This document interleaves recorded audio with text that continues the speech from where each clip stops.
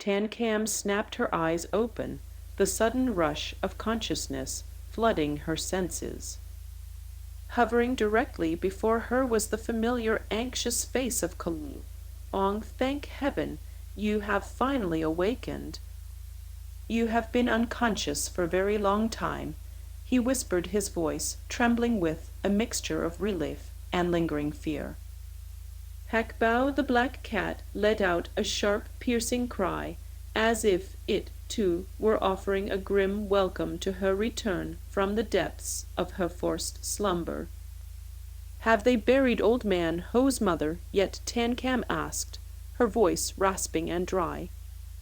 She let out a long, heavy sigh, the weight of her realization sinking into her chest. She thought to herself that it would likely be impossible to ever summon the old woman's soul again. The living had already committed her body to the earth. Perhaps it was truly for the best to simply let her spirit find whatever rest it could in the silence of the grave. "Did you save me that day?" she asked, peering into Kha Luong's eyes. "No," he replied, shaking his head slowly. "That day I heard Hac Bao screaming. It was a sound so pight, is so filled with a visceral dread, that I couldn't find peace in leaving you. Behind, I decided to turn back and find you. By the time I arrived at the house, you had already collapsed, lying unconscious and cold upon the stone threshold." Tan Kam's mind raced with a gnawing uncertainty. If it wasn't him, then who had saved her? She could still vividly recall the sensation, that profound, radiating warmth that had spread through her body when the hand of her mysterious savior touched her back. She knew with a terrifying certainty that if that person had not intervened, the vengeful female ghost would have surely finished her, tearing the very life from her throat. Kha Luong drove the car, steering Tan Kam back toward the city. Along the way, a heavy, suffocating silence hung between them. No one spoke a word. Each person was deeply submerged in the dark currents of their own private thoughts and fears. Just as they reached the outskirts of the city, Kha Luong suddenly let out a panicked cry. "Someone is chasing us." Tan Kam turned her head sharply and noticed two obsidian black cars, tailing them, sticking to their rear like predatory shadows. Her heart hammered against her ribs. The harrowing events of the past few days had left her nervous system fragile and on the verge of collapse. Without warning, the two black cars accelerated with a roar of engines, surging forward to overtake them before violently swerving to force them on the narrow shoulder of the road. Kha Luong's face drained of color, turning a sickly, ghostly pale. The moment he caught sight of the license plates on those vehicles, a desperate terror took hold of him. He risked everything, throwing the car door open and leaping out into the street to flee. However, the occupants of the other cars were faster, moving with a lethal precision. Something blurred through the air, striking him squarely in the face with a dull thud. Kha Luong groaned, clutching his face as he collapsed heavily onto the ground. One of the pursuers lunged forward, wielding a blunt object and striking him violently across the head. Kha Luong sat there, paralyzed, huddled on the pavement, while cradling his skull in his hands. Tan Kam rushed out of the car, her instincts taking over. She shoved the attacker aside with all her might to protect Kha Luong, but then she froze in utter disbelief. The person who had been mercilessly beating Kha Luong was a woman. She appeared to be about 40 years old, possessing a sharp, imposing beauty. The woman stared at Tan Kam without blinking, her gaze cold and piercing.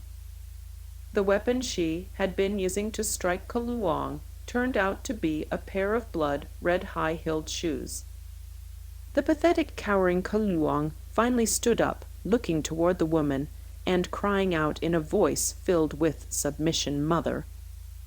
The sound of that word sent a jolt of fear through Tan Cam, causing her to stumble back and collapse on the ground. This fierce, violent woman was his mother. "You still dare to call me mother," the woman spat, her voice dripping with rage. "How many days has it been since you showed your face at the company? Did you take advantage of your father's business trip abroad just so you could sneak out and play your little games until you were satisfied? How could the family ever give birth to such a ruinous, wasteful son like you? You know nothing except how to play at being a priest, pretending to see spirits and gods. I told you to work at the company, but you refused to listen. You've been hiding out here for 3 days, and you even had the audacity to strike the body guard I sent to find you." The woman's tirade continued for a long time, the words Kha Luong company and ruinous son buzzing in Tan Cam's head like a swarm of angry hornets. At that moment, an assistant standing behind the woman stepped forward and handed her a mobile phone. Tan Cam heard her speak int. The device, "Hello, this is the wife of the chairman of the board of the Phi Hong Group. We will be holding a meeting this afternoon. There will be no issues. The Phi Hong Group, the largest financial titan in this entire city." Was Kha Luong really the pampered, rebellious heir of such a powerful family? This man who looked like a common thug and was always tapping out a rhythm pretending to be a master of the supernatural, was actually the young master of one of the wealthiest households in the city. But if she didn't uncover the truth, this time disaster wouldn't just fall on her head tomorrow, it would also consume the driven mad Anki and the missing Thithi. Her mind was set even though she was terrified. She summoned every ounce of courage she possessed and charged into that small, cramped room. "If you don't, you will learn exactly what happens to those who lack discipline," the woman declared, delivering her final ultimatum. She then stepped toward Tan Cam, eyeing her from head to toe with a scrutinizing gaze. After a long, tense silence, she finally nodded slowly. "Not bad. Anyone who has the courage to push Naplan is certainly not a simple person. Come be my daughter-in-law." Having said her piece, she turned and walked away, leaving the two of them standing there, eyes wide and stunned, surrounded by a circle of curious onlookers who had gathered to watch the spectacle. Back inside the car, the air was thick with unspoken tension. Neither of them said word for a long time. "You lied to me," Tan Cam finally whispered. "I didn't," he stammered. "I told you before catching ghosts is just my side profession." "But you can't even see a ghost. What exactly are you catching? You're just deceiving people. Does it make you feel good? Do you find this fun?" Seeing the deadly seriousness and the hurt in her expression, Kha Luong bit his lip hard. When she was a child, she lived with her grandmother because her father had died in a car accident, and her mother had abandoned her to move to England. Her beloved grandmother was now gone, far away from this world.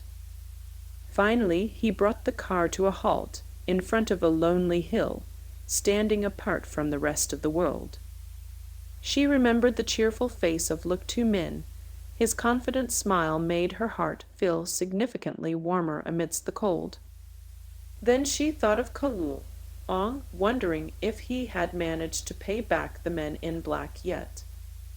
She clutched Hac Bao tightly against her chest and followed the young man into the heart of the graveyard. She hoped he wouldn't turn into a truly bad person in reality. His nature wasn't entirely wicked. Time crawled by with agonizing slowness. Tan Cam sat motionless in her spat, her hand tightly gripping the comb. The hour hand of her luminous watch was nearly touching the number 12. On the tombstone was a photograph of an old man with a long white beard, smiling with a look of iron-willed determination. She leaned in and read the name carved in't, the stone Cadow. Suddenly a memory flickered in her mind. Cadow was the name of Kha Luong's grand. "Father, is this your grand?" "Father," she asked, her voice stuttering. "Yes, this is my grand, Father," he replied, his face sagging with a profound sadness. "When I was a child, my parents were always busy chasing money, so I lived with him. I loved him very much. He was a legendary, famous sorcerer." As the final countdown of time began, she bit her lip hard, let her hair fall loose about her shoulders, looked in't the mirror, and began to comb. That is why, even to this day, I still desperately want to be a master of the occult. Kha Luong's face was a mask of sorrow.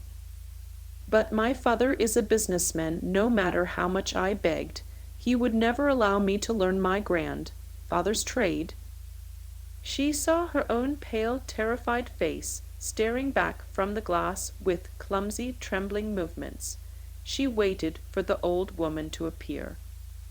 The small room felt completely severed from the outside world, and its profound darkness became increasingly terrifying with every passing second.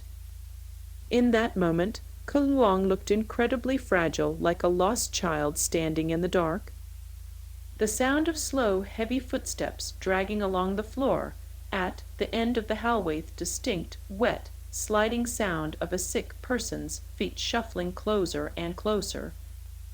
"When I met you, I was truly overjoyed because I believed I could finally help someone, but now I realize I have no talent whatsoever. I am useless." Tan-Kam felt a wave of pity for him. She reached out and gently patted his shoulder, trying to offer some small measure of comfort. Overcome with shame, the young man covered his face and ran off in't the darkness of the graveyard. Tan-Kam stood there, frozen and dazed. She felt a pang of guilt, thinking that she had just cruelly insulted a man who was only trying to follow his ideals. It was her. It was the old woman from the funeral portrait she had seen in the ancestral hall. Tan-Kam's ritual had worked. She had successfully summoned the spirit, and the realization chilled her to the bone. The old woman appeared within the depths of the mirror, her head draped in a stark white funeral cloth, just as it had been when she was alive.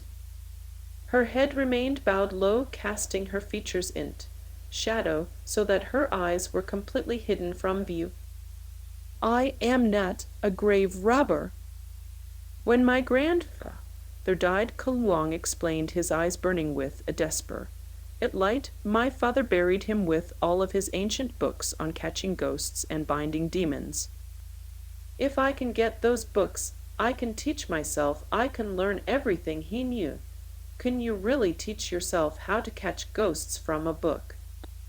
I have to try right now. There is no better way. Come on, start digging."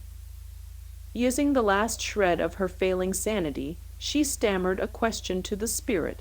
"The red cloth, what does it mean?" As she watched Kha Luong sink the shovel's blade in't the dark, damp earth for the first time, and caught the unsettlingly innocent, almost childlike smile spreading across his face, a cold shiver of nervous laughter escaped her lips. She took a heavy, spectral step forward, her voice growing more insistent. "Give it back to me." Closing her eyes, Tan-Kam whispered a desperate, silent prayer in't the gathering gloom before she began to dig, her movements frantic and heavy with dread. The woman was clutching a handful of red sice, E-shaped yuanba candles. The substance she was chewing so mechanically was the very same red wax. A new wave of horror washed over Tan-Kam. Sweat poured from their brows, stinging their eyes and soaking through their clothes until they felt as though they were drowning on dry land. In that heart-stopping moment, Tan Kam saw the old woman's expression shift from malice to absolute panic, as if the ghost were looking at something far more terrifying than herself. By the time the last remnants of light were swallowed by the horizon, leaving them in a world of Stygian shadows, the metal of their shovels finally shrieked against the heavy wood of the coffin. With trembling hands and lungs burning for air, they strained to pry open the lid. When the wood finally gave way with a sickening, splintering groan, the first thing that pierced their souls were two eyes, wide and bulging, staring back from the abyss. Both Kha Luong and Tan Kam recoiled, their hearts hammering against their ribs like trapped birds, stumbling back several paces into the cold dirt.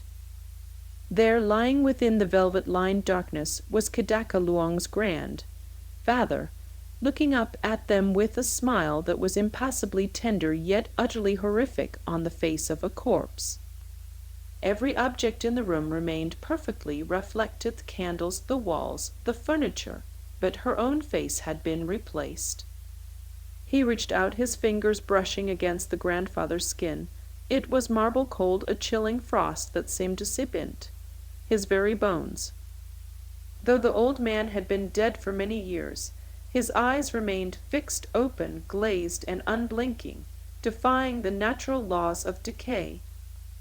Kha Luong waved a frantic hand, signaling Tan Kam to bring the flickering torch closer. She had willow-leaf eyebrows and soft, dove-like eyes by any standard. She was breathtakingly beautiful. Kha Luong felt a sharp pang of sorrow pierce his fear. How many years had his grandfather been interred in this lonely mountain, yet his flesh remained supple and uncorrupted.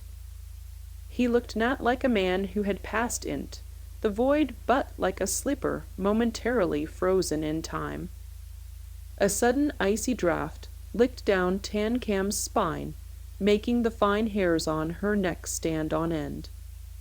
Her voice came out as a panicked whisper, repeatedly urging Kha Luong to grab the ancient book they had come for and leave this cursed place.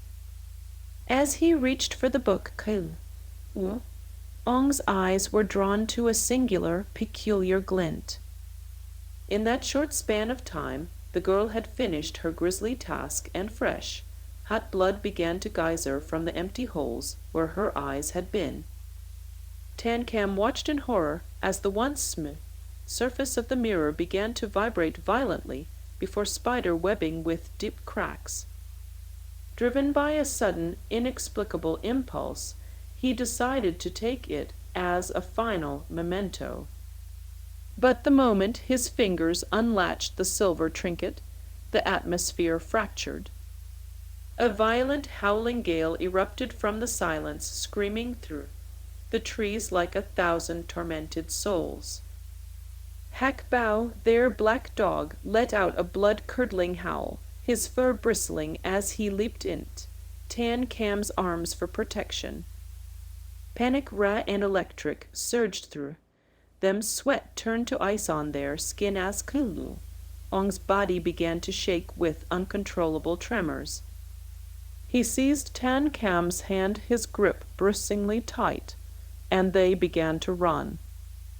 They bolted through the darkness, sprinting toward where they had parked the car. The torch, their only source of light, was snuffed out by the unnatural wind, leaving them blind. Hac Bao jumped down and stood over the eyes, hissing and batting at them, trying to shield Tan Kam from their cursed stare. It felt like hours, a night, mere loop of thorns and shadows, until finally the metallic silhouette of their car appeared. Now that entity was shattering the barrier between worlds, fighting to break free. Hac Bao did not stop his frenzied barking. Instead, his growls intensified into a terrifying snarl. He lunged toward the back of the car, his eyes fixed on the empty darkness of the rear bench. Suddenly, the heavy thud of a door closing echoed through the cabin, so Moner Smething had opened the back door and climbed in. Both of them whipped their heads around, their breaths hitching in their throats, but the back seat appeared empty. There was nothing but the oppressive weight of an invisible presence. It was undoubtedly Lamb Kibbet.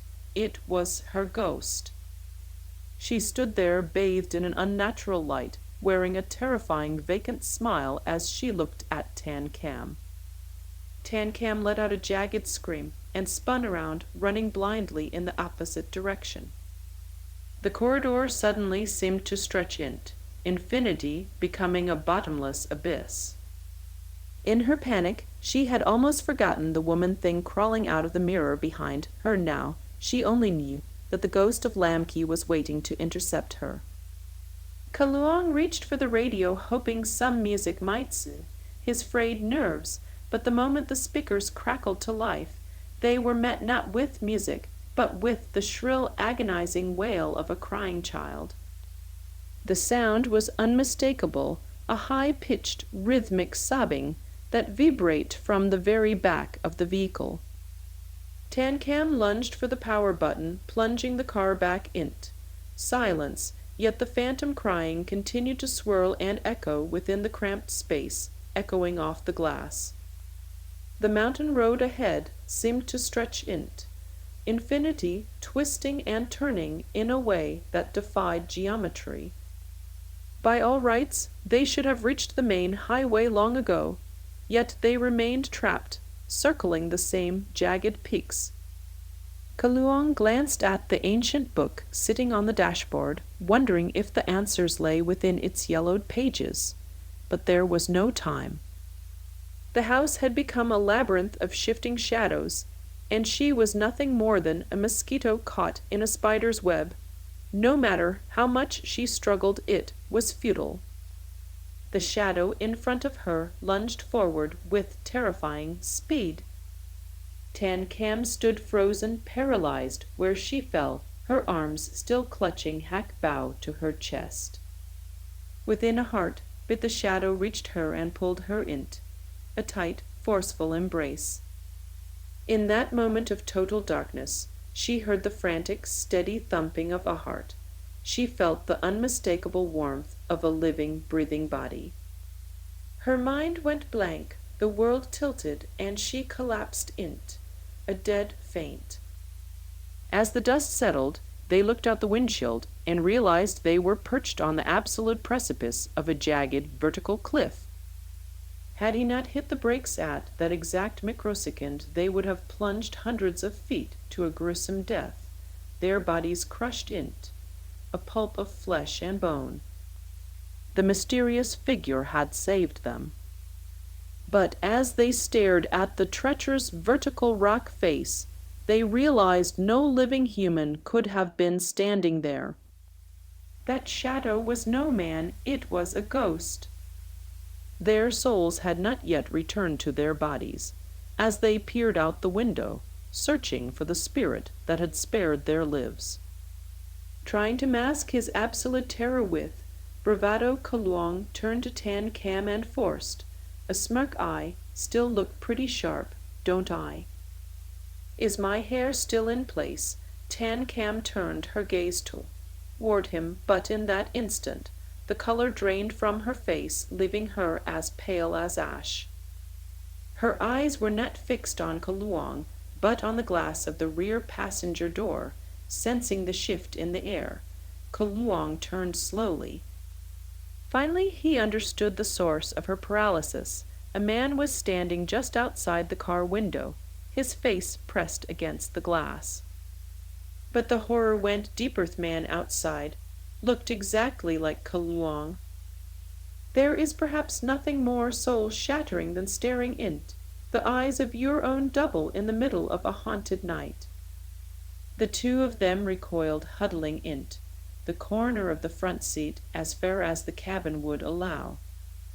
The figure outside leaned in closer, his face inches from the pane. The resemblance was uncanny, perfect in every detail, as if Kha Luong were staring at his own reflection in a dark, distorted mirror. The car door clicked open with a slow deliver, its sound, and the stranger climbed inside. Hac Bao, terrified, scrambled back int, the front burrowing int, Kha Luong's lap and curling int, a shivering ball. Paralyzed with the fear of death, they both lunged for the doors, trying to throw themselves out of the car, but the handles wouldn't budge.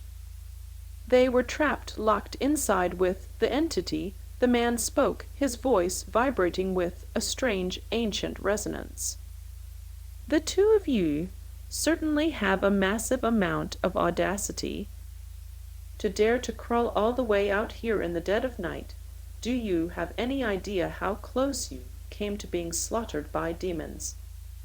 Noticing that the figure lacked the cold malice he expected, Kha Luong found the strength to stammer out a question. Who are you?" "I am your grandfather," the man replied matter-of-factly. "Why don't you just say you're my ancient ancestor and be done with it?" Kha Luong snapped back, his fear momentarily manifesting as defensive anger. The man's expression soured, and he reached out, cuffing Kha Luong upside the head. "You even dared to steal my earring. It was you who woke me from my slumber. If I hadn't chased after you, if I hadn't fought off the wicked spirits that were luring you to your deaths, you would be nothing but broken meat and bone at the bottom of that ravine right now. And yet here you are speaking to your elder with such insolence." The truth settled over them like a heavy fog. He hadn't been hunting them, he had been their guardian. Tan Cam, her voice trembling but curious, looked at him. "Are you truly Kha Luong's grandfather? How can you be so young?" The ghost let out a soft, dry chuckle. "I am a spirit now. Do you expect me to carry a withered old face for all it? Eternity. If I did that, I wouldn't be very attractive, would I?" "Grandfather, is it really you?" Kha Luong asked, his voice thick with sudden emotion. "Of course it is. You look exactly as I did when I was a young man." Suddenly the spirit turned his gaze toward Tan Cam, a playful glint in his eyes. "I look quite dashing, don't I?" The fear had begun to evaporate. Under the dim interior light of the car, Tan Cam studied the young version of the old man. She had to admit he bore a striking resemblance to Kha Luong, though his features lacked the delicate refinement of her companion. Kha Dao leaned in closer, squinting as he examined Tan Cam's face with sudden intensity. A look of profound shock crossed his ethereal features, and he whispered a single word, "Junior sister." Before they could process the gravity of that exclamation, before they could ask a single question about what he meant, the figure of Kha Luong's there simply vanished into the air. Tan Cam and Kha Luong sat in a stunned, heavy silence. The events of the night were too sudden, bizarre to comprehend, but the oppressive weight of the mountain had lifted. It was time to go home. The road back had seemed so impassably long and treacherous before, but now it felt short and clear. They drove in silence. The memory of the encounter burned into their minds. But as they drove, they found themselves huddling into the corners of their seats once more, the image of the man outside the window still haunting their vision. That face so identical to Kha Luong's, like a shadow stepping out of a mirror, remained etched in the darkness behind their eyes. The car door slowly, agonizingly creaked open, and the mysterious figure climbed inside the vehicle without a single sound.